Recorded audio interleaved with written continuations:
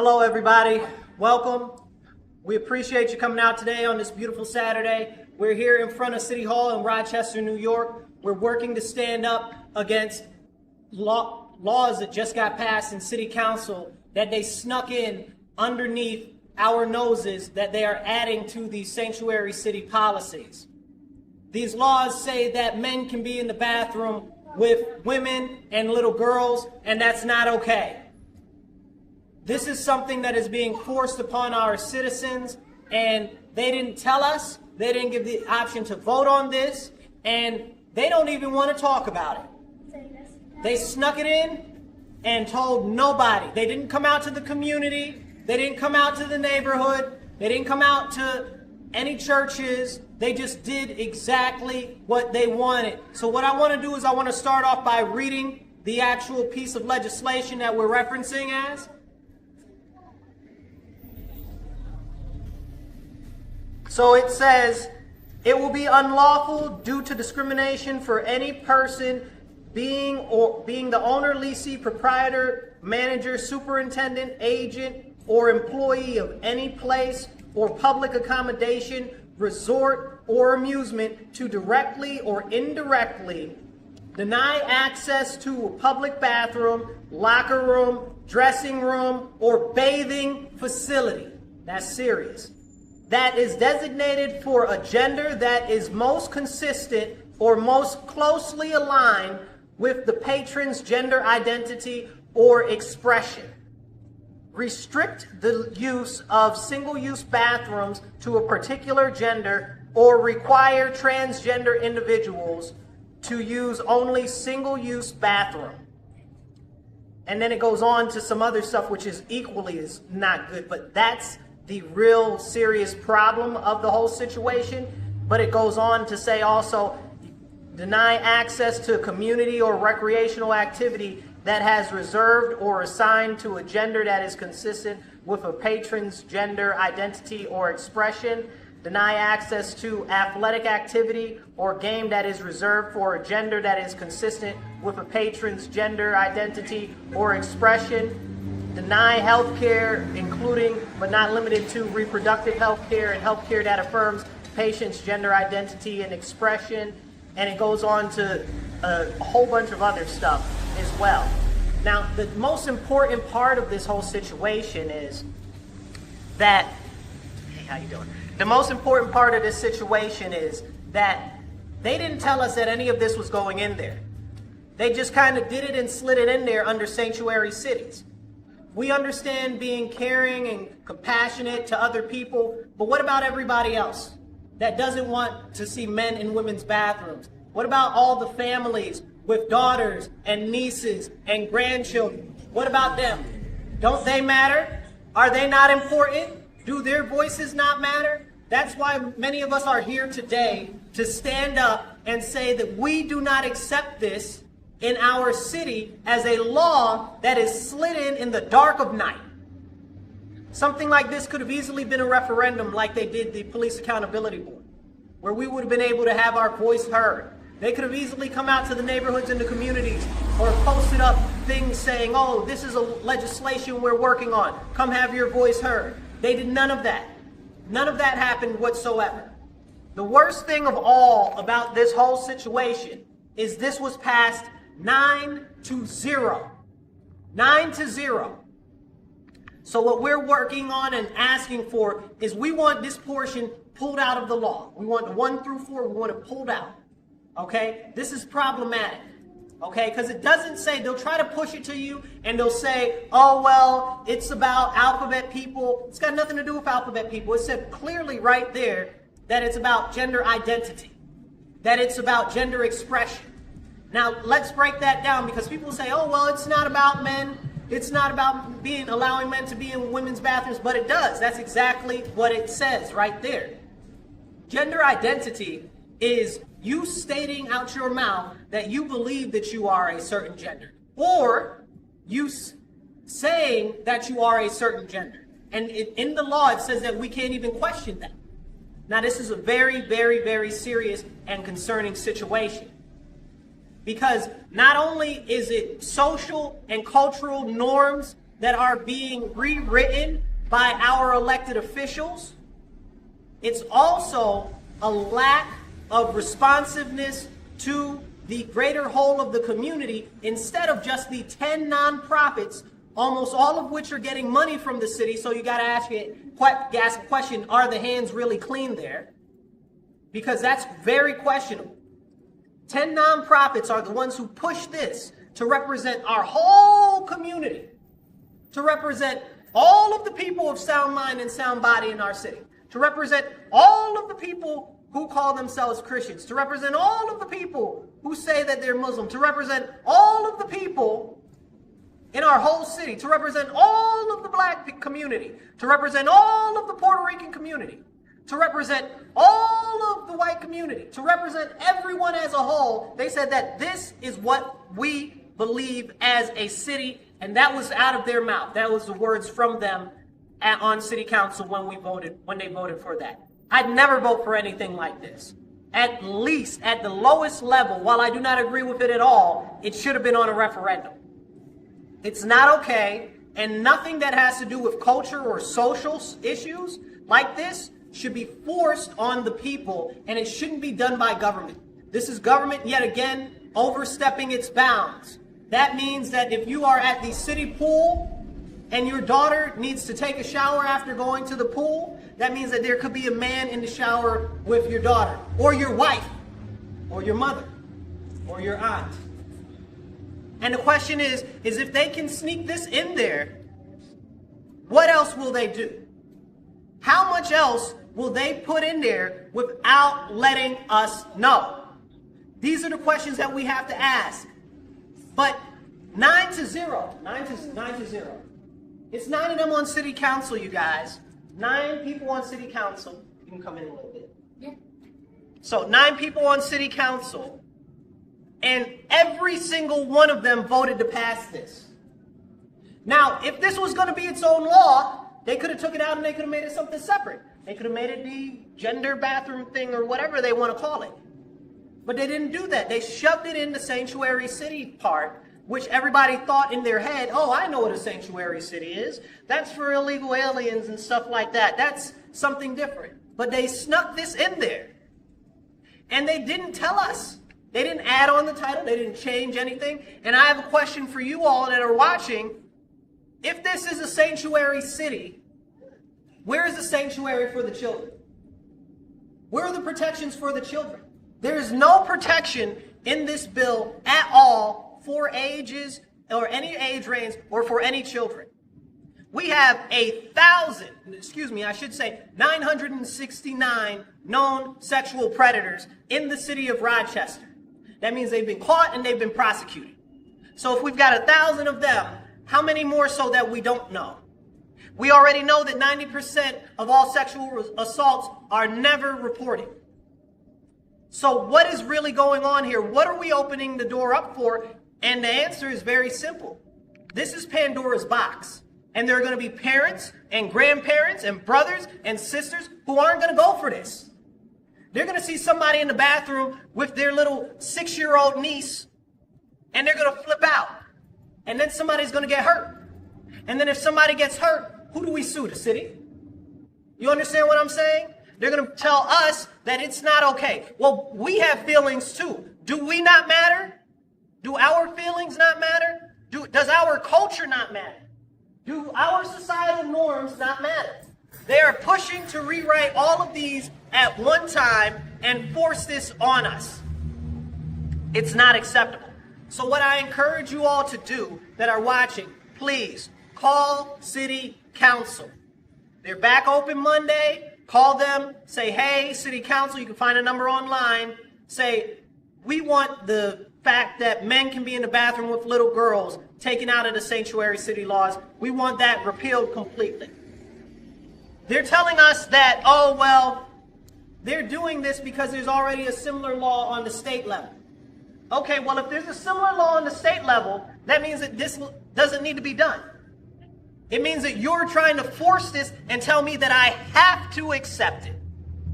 That's not okay. We don't co-sign every law that goes on the state level. That's not our job as a city, not as a municipality.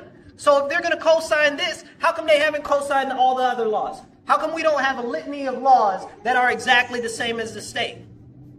Because they know they didn't have to do this. And if it is just like the state, that means that the state law is pre-existing, which means that it makes this law a moot point. But that's not what is really the case.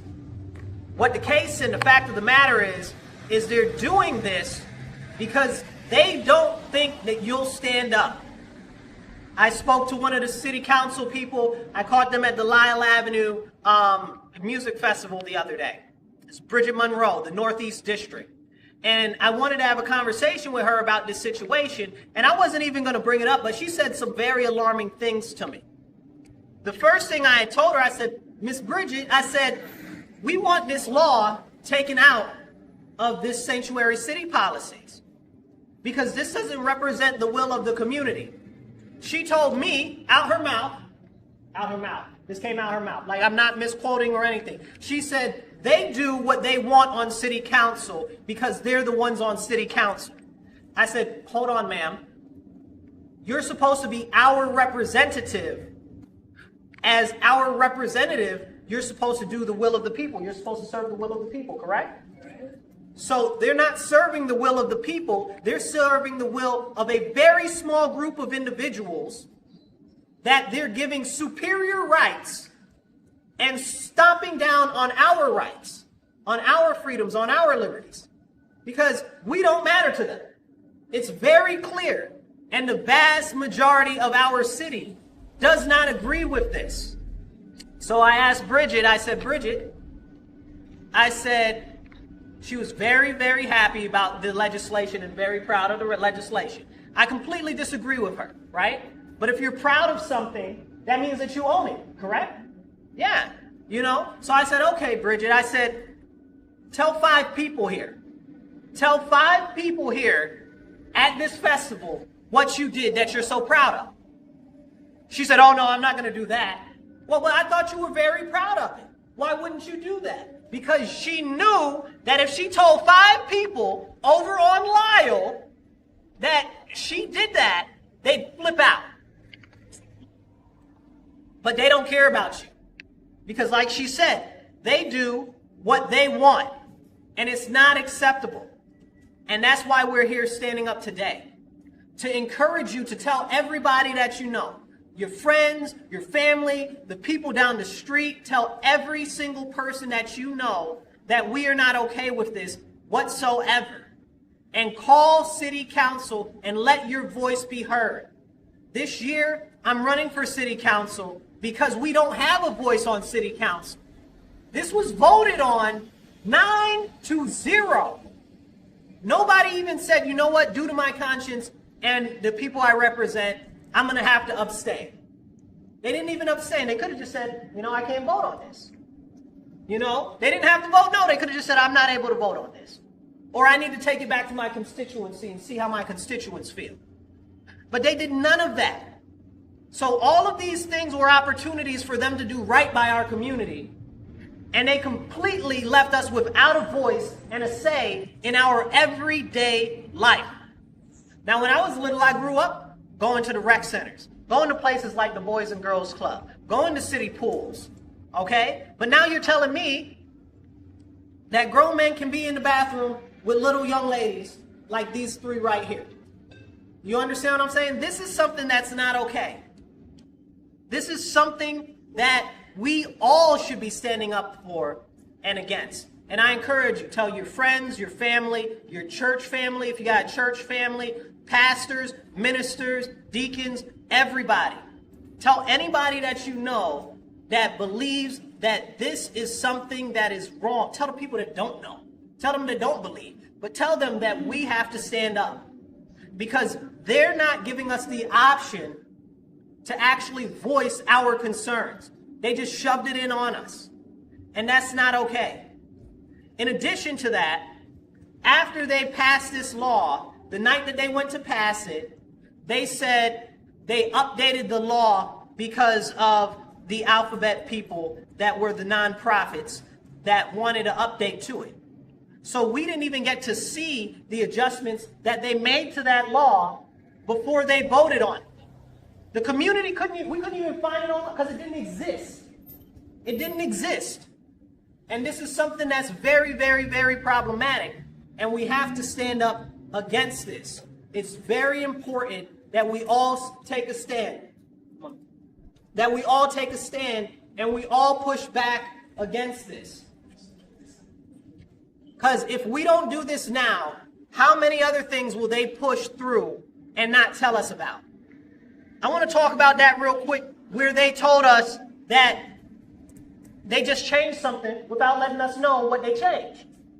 So they changed stuff. This was a Tuesday. I called on a Friday. That's a couple days later, right? Tuesday, Wednesday, Thursday, Friday. So we're talking multiple days later. I called and I said I'd like a copy of the legislation that they updated.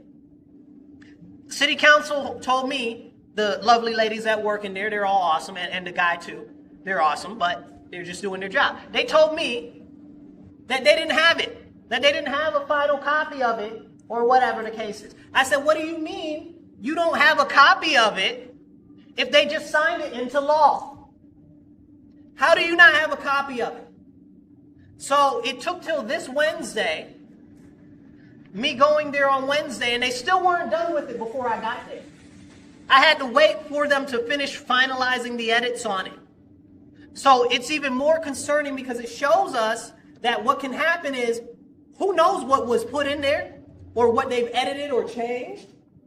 This is not something that's okay. This is not something that we can stand by idly and say, oh, these are normal procedural things and everything is going like normal. If this is what they consider to be normal as a process for community input, it's unacceptable. And it's also unacceptable that we got nonprofits running around pushing legislation like lobbyists, because that's what they're doing, like lobbyists to our city council. That's unacceptable. And we must stand up as a community and say no more. So I encourage you, call city council when they open back up on Monday. Tell them that this is not okay with you. Reach out to your neighbors and everything. Tell them what's going on. This is our first step, our first protest. We're going to keep pushing on this. Okay? We're not going to let this go. Because when it does start to happen, okay, people are going to get hurt and people are going to be very concerned for their safety. Where is the safety for young ladies? Where is the safety for our elderly? You understand what I'm saying? Where is the safety for the most vulnerable in our community? It's just non-existent. And we deserve better. We deserve much better. We deserve legislators that will listen to us, that will take our input, not just push whatever they want or whatever their benefactors push. This is something that is too big of an issue and has too many problems around the whole inception and implementation of what they have done for us to overlook. I'll recount a few. One, they did this essentially in secret and didn't bring it to the public's attention. Two, we had no opportunity to vote on it or voice our opinion on it. Three, when they finished it, we couldn't even get a copy of it, the legislation that they finished on, or the copy that they voted on. So we wouldn't have even known the day that they did it, what it actually said fully. Four, now they are forcing this on businesses and people in our city, and we have to understand that the majority of our city does not agree with this. And we have to stand up. Additionally, we have to think about what happens when we've got people that are coming from other states and other places across the country. We don't know who they are. We don't know what their intent is. But I'll tell you what, we have a lot of missing people here in our city, and city council doesn't address that. We've got a serious missing persons problem, especially missing youth and young ladies. But nobody talks about that at all. We've got so many missing, in fact, that are not able to be found on the internet or anywhere, that there's no way that they could have just ran away. So somebody is stealing these people and picking them up. So something like this makes it much easier for human traffickers that are at our local parks, that are looking at our local rec centers, You know what I'm saying? We saw not too far from here the other day, there was this child that they tried to kidnap in a parking lot a few towns away from Rochester. And this was in, I think it was a Walmart or a Target. You understand? Broad daylight. Hundreds of people there.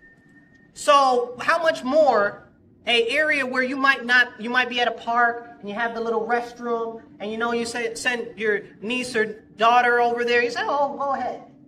And then poof, they're gone forever.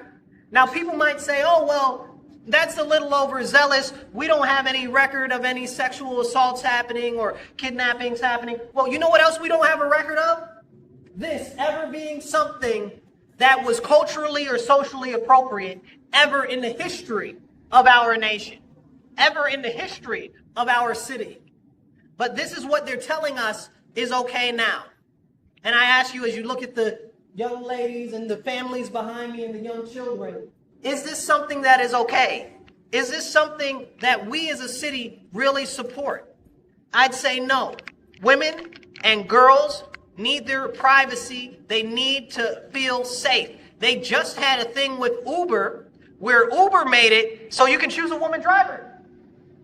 So women can choose women drivers on Uber. Because why? Because they know that many women don't necessarily feel safe in confined or private spaces with men. And they're concerned. So even if it wasn't a real possible thought, what are you doing to the mental stability of the individuals that are now encountering this? How is that going to mentally impact them? How is it, especially when we know that there are many people out there that are no more akin to anything but villainy? There are people out there that are really just generally not good people. And there's no way to differentiate. So we're setting ourselves up for problems that we've never had before. And we need to stop it right now. And that's why we must stand up. Lastly, in closing, they'll try to tell you, they'll say, oh, well, this is about alphabet people or all of that. There's nothing in there that said anything about lesbians or gay people or bisexuals at all. It only and explicitly said gender identity and gender expression. Now, excuse me, that means that if I just say that I'm a woman or I think that I'm a woman, it's okay. And I could look like a fully grown man, a 6'7", 320-pound man with a full beard. Is this what's okay? What we're saying is okay? And the law says that you shouldn't even question anybody about this. What do you mean we can't question anybody about this? And it says that it's unlawful to do so or to try to prevent this from happening. How dare they? How dare they? We deserve a voice with city council. So I encourage you to demand action. And in the next city council meeting, please come out. I'm going to list the times on my Facebook, on my website, and I'll let you guys know when the next one's coming up this month.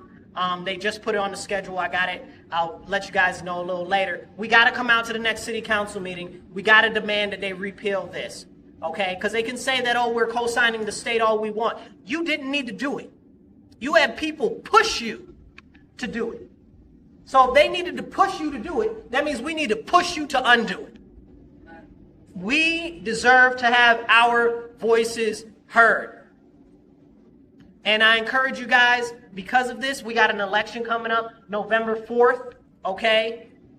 We need better voices on city council, and I'd encourage you to vote for me. I'll be on the line for city council. Anybody, no matter what party they are, Democrat, Independent, Republican, you can vote for me. I'll be on the conservative line. It doesn't matter. I will speak up for you. I will stand up for you, and I definitely won't shut up on important issues, and I'll always be responsive to you. Because this type of stuff is not okay.